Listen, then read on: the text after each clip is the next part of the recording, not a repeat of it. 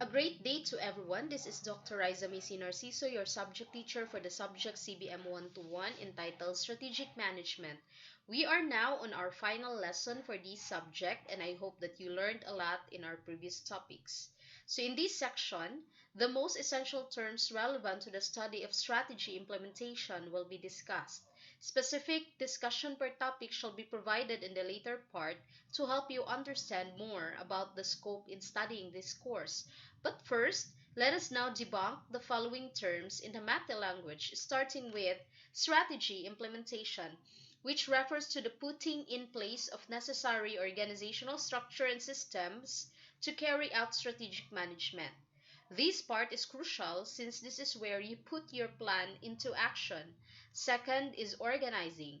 This is central because in the last 20 years, this has seen a shift away from formal bureaucratic structures to favor ideas about organizing, to innovate and design work that facilitates teamwork and process management.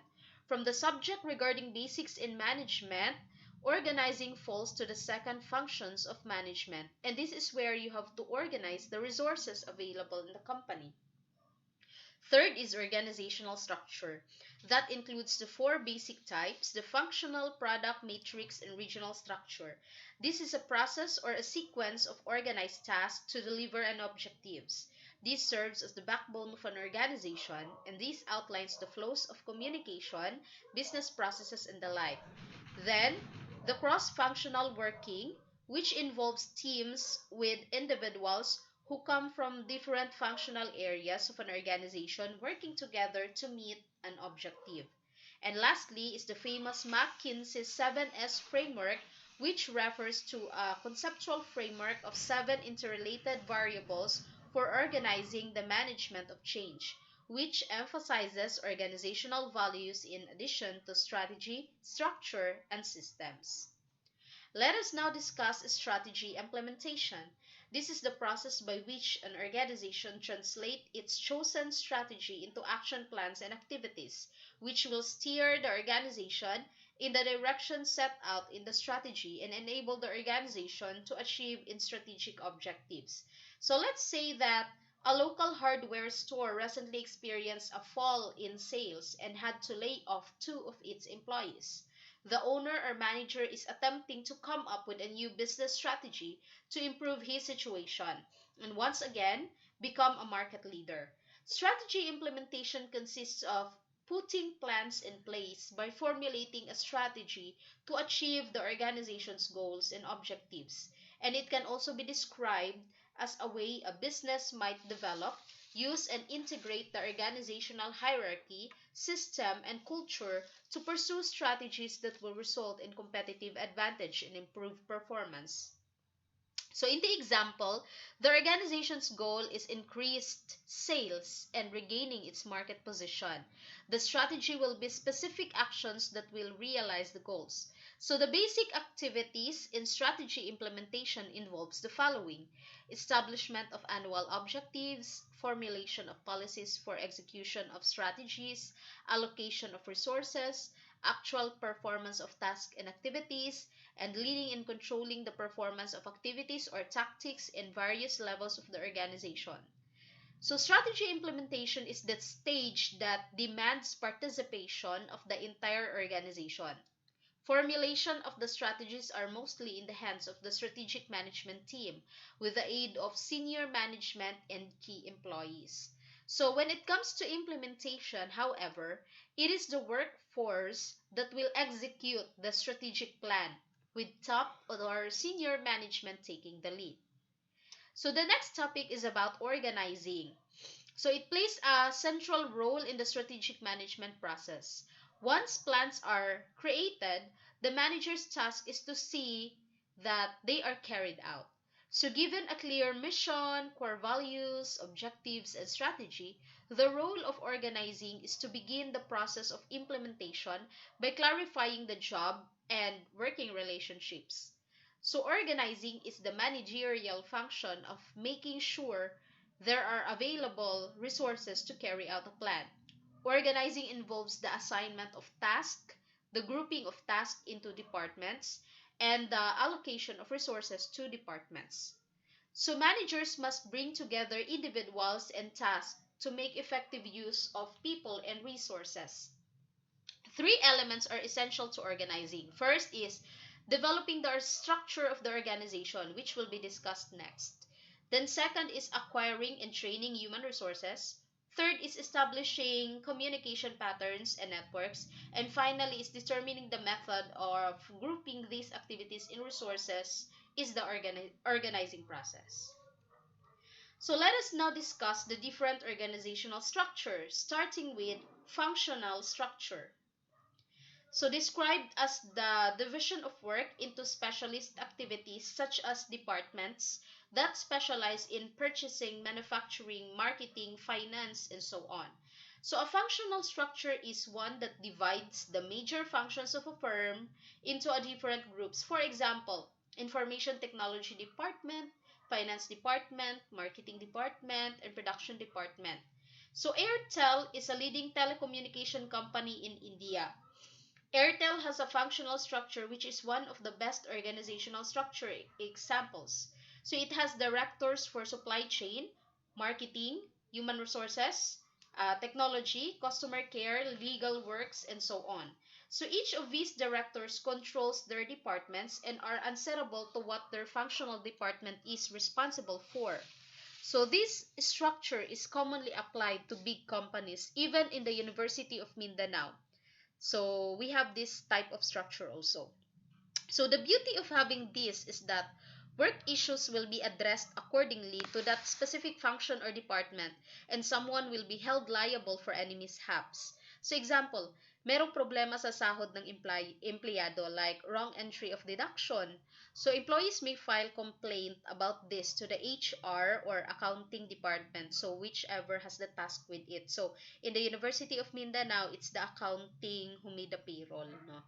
So in some companies or most of the companies, it's the HR who made the payroll. So maiiwasan ang kanang pagtulakanay sa trabaho or blaming innocent employees. So by having this type of structure, it's very useful. So next is the regional structure. The company's division is on geographic terms. So in the global market, Starbucks has three major divisions. So in America, Europe, Middle East, Russia, and Africa, and China, and Asia Pacific. So each division has a vice president. So this way, each manager answers to two superior managers, the geographic head and the functional head. Moreover, in the regional structure, the firm's division is also product-wise. So Starbucks produces several products now including coffee, canned products, merchandise, bakery products, and so on. So Starbucks has teams at the lower level, and for example, in their cafes, they have teams to make products and deliver them. So this is quite complicated as it has to be coordinated across the different branches. So same goes with again, who have different branches and per branch has a dean of college. So meaning they will be reporting to their main superior at the top management. So this is done in order for the main company or sa main to properly monitor activities and understand more the happenings in the different branch levels. Okay, next is the matrix structure. This is one in which employees are answerable to more than one manager. So it is in conflict on one of the 14 principles of management of Henry Fayol, no? So you cannot serve two masters at a time according to him. But in here, you will be answerable with two or more than one managers. So a matrix structure derives its qualities from different structures. Then the matrix structure followed by Starbucks coffee is one of the best organizational structure examples. So the primary reasons for the firm's success is its structure actually.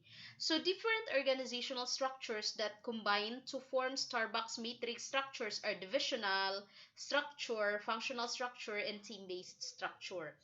So in a matrix structure, individuals work across teams and projects as well as within their own department or function. So for example, a project or task team established to develop a new product might include engineers and design specialists, as well as those with marketing, financial, personnel, and production skills. So this usually happens to businesses who are involved with big projects like in construction companies. So working in big projects does not normally follow the usual organizational structure. Thus, temporary project structure will be created for the completion of such project. So example, the flyover project in Tagum City. So once the project's done, employees involved will return to its usual daily task in the company. So if meron na namang new project, ibang matrix structure na naman ang makikreate. So remember guys that project is temporary in nature. So it always has its start and end. So unlike non-project where work falls in a routinary basis. So thus, matrix structure is usually applied to such examples. So the common department who applies this is the research and development kasi ang nature ng work of this department is like having a project, exploring something new always for the improvement of the current products or services, di ba? So meaning, coordination to other department would also vary based on the relevance of the type of project. So the final structure on the list is the product organizational structure. So this is a framework in which a business is organized in separate divisions. So each focusing on a different product or service and functioning as an individual unit within the company. So as you see, it is somewhat opposite with the regional structure in which it's arranged by geography. So dito, it was arranged by product or services in different locations. So for example, a computer software business may divide its structure according to its two distinct customer groups, the home users and the business users. So in such an arrangement, all employees working on the development, sales, or promotion of business software would be in one division, while everyone working on software for home users would be in another division.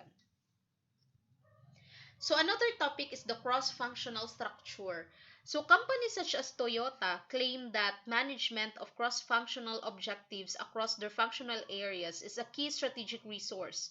So this has been compared to making cloth, which involves crossing a horizontal woof or weft over a vertical warp to make a strongly held textile. So the functional areas of a business are the woof, and centrally organized cross-functional committees act as the warp by carrying out periodic reviews of the management of strategic objectives in the functional area. So a cross-functional team is a group of people with different functional expertise working towards a common goal. So it may include people from finance, marketing, operations, and human resources departments. Typically, this includes employees from all levels of an organization. So to relate, has this internal auditor team who cross-check every department's OPM if it was followed or not. So the team were selected by the management and serve as an additional task for them aside from teaching in the school. Okay, so next is let us now tackle about the term process organization. So this is an organization that is structured, organized, managed, and measured around its primary business processes. So a business process is a sequence of tasks to deliver a business objective. Classically, processes are understood as informal cross-functional activities that cross the vertical and hierarchical structure of an organization.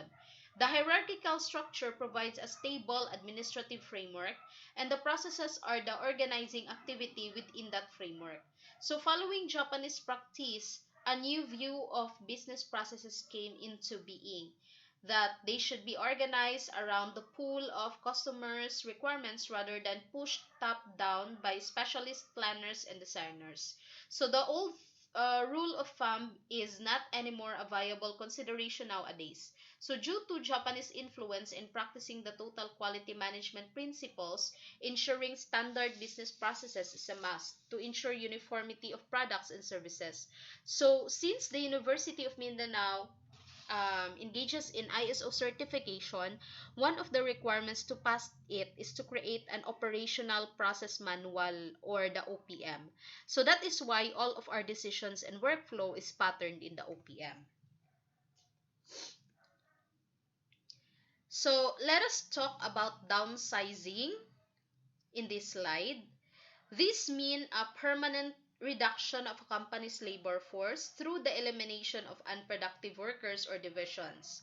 So, downsizing is a common organizational practice usually associated with economic downturns and failing businesses. So, downsizing is associated with business process re-engineering, which was originally defined as the use of information technology to radically redesign businesses process, but has to come to mean generally the redesign of business processes that result in breakthrough change. So downsizing is also associated with outsourcing. So this is transferring internal activities to an outside organization. So typically these are activities that do not contribute directly to value and can be performed more efficiently outside. So instead of incurring time and cost for hiring, mag-outsource na lang sila for that specific function. So this is very common in HR and marketing. So like in marketing, they can outsource some advertising company to do the job. Kaya instead na mag-hire sila, mag-pay na lang sila sa outsourced company. So then for HR naman, instead of hiring personnel for recruitment and selection, mag-outsource na lang sila ng company to do that. So how does it link to downsizing? So marami kasing nakaka-save doing outsourcing kesa mag-hire ng personnel for that function. Kaya if the company is suffering financially, usually they lead to downsizing talaga and outsourcing some of the functions. So another topic is on systems and systems thinking. So systems are formal frameworks, documented codes, policies, and procedures which condition routines and normal ways of working. So systems thinking expands the range of choices available for solving a problem by broadening our thinking and helping us articulate problems in new and different ways at the same time. So the principles of systems thinking make us aware that there are no perfect solutions. So the choices we make will have an impact on other parts of the system. Okay? Because there could be cases, guys, that ang output ng isang department could be the input of the other department, no? Okay, for example, in the enrollment natin. So, after you pay at the cashier's office, the output for that is your official receipt.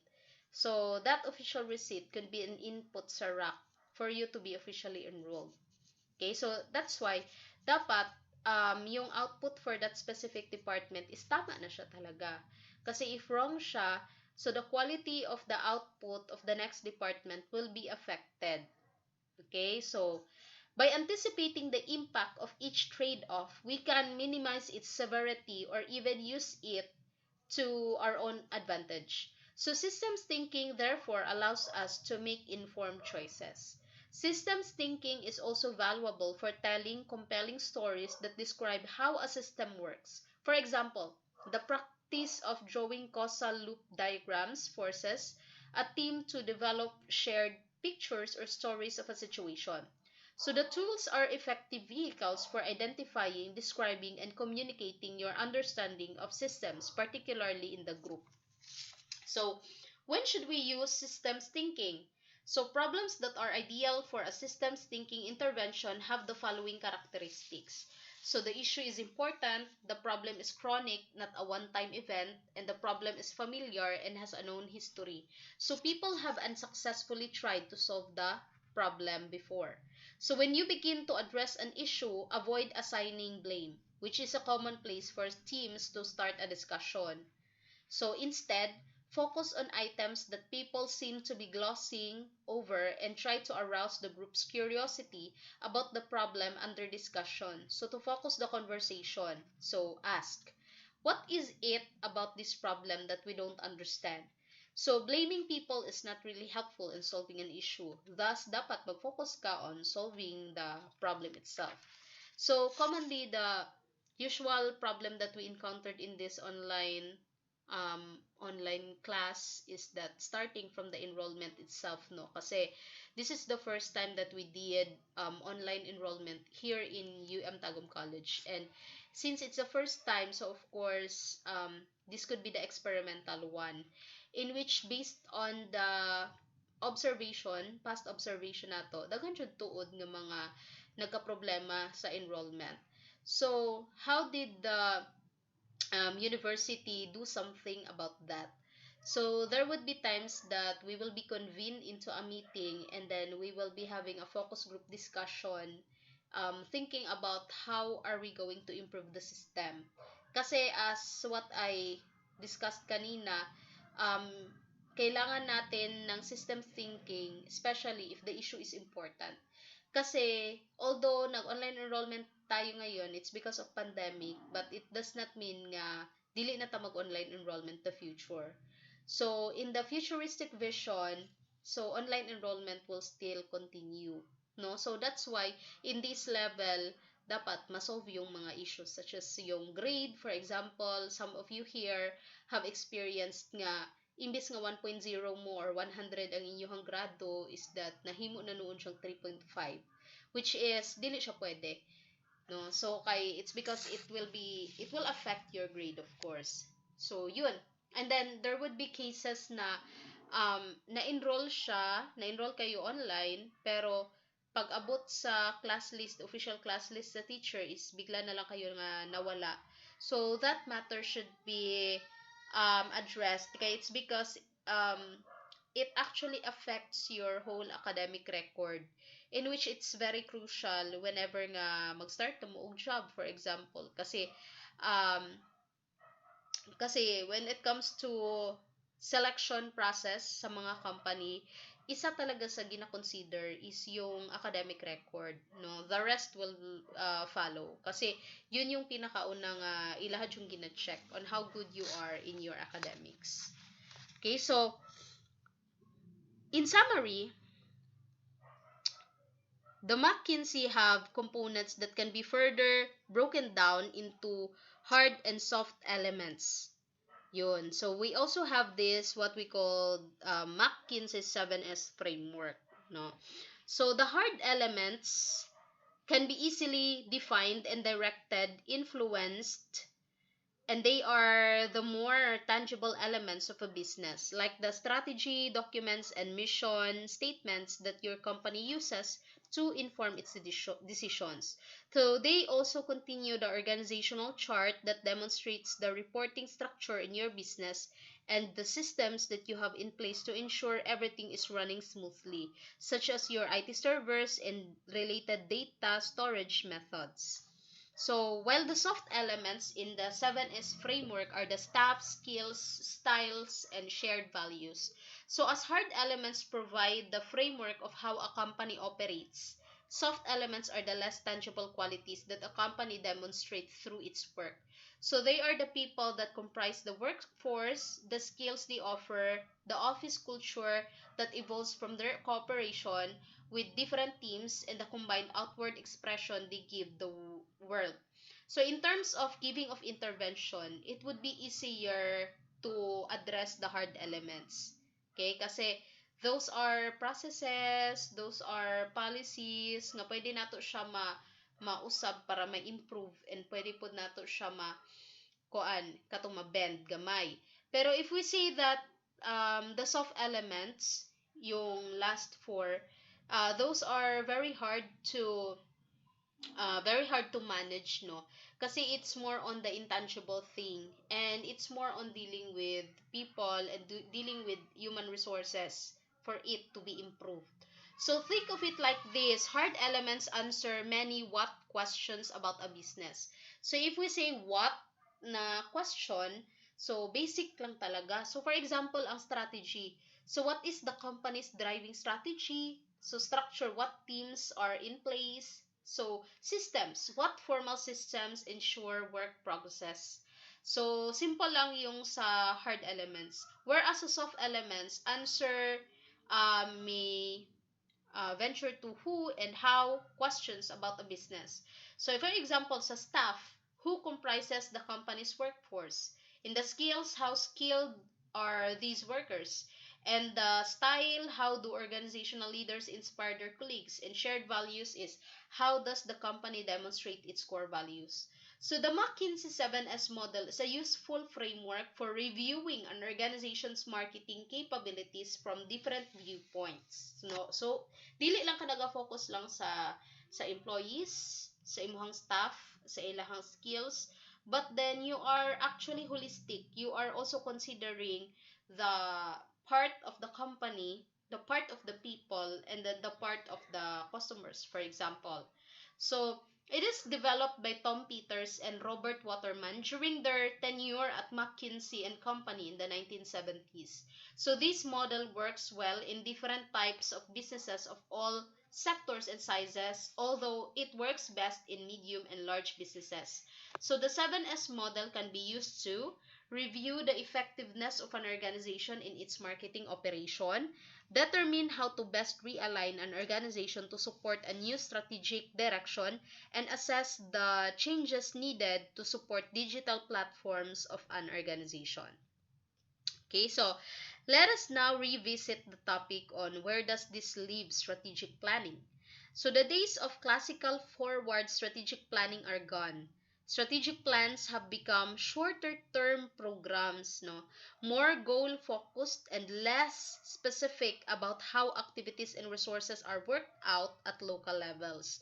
So the role of strategic planning is now less about formal strategic decision making and more a framework for coordinating how people are managing strategically linked activities in practice. So this is what I'm always emphasizing, that strategic plan nowadays is not the same before na tag 20 years usually.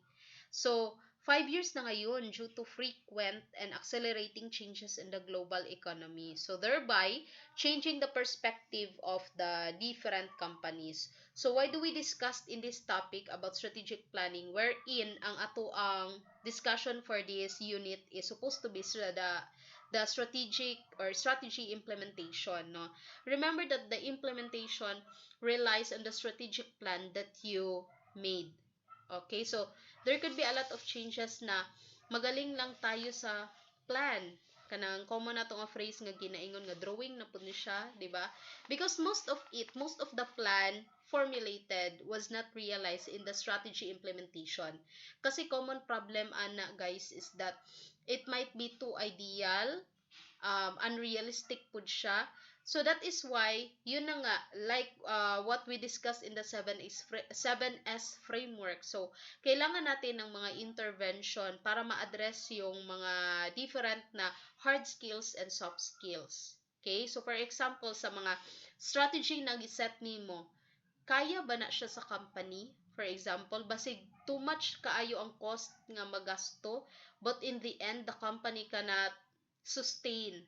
Okay? Cannot sustain on that specific nga course. Okay? It's because dili makaya financially.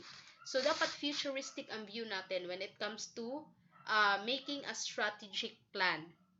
Okay? Thereby, affecting the strategy implementation. Okay, so that's it for Big Picture D Unit Learning Outcome A. So I hope that you learned in this unit, and stay tuned for the next video for the Unit Learning Outcome B. So God bless everyone.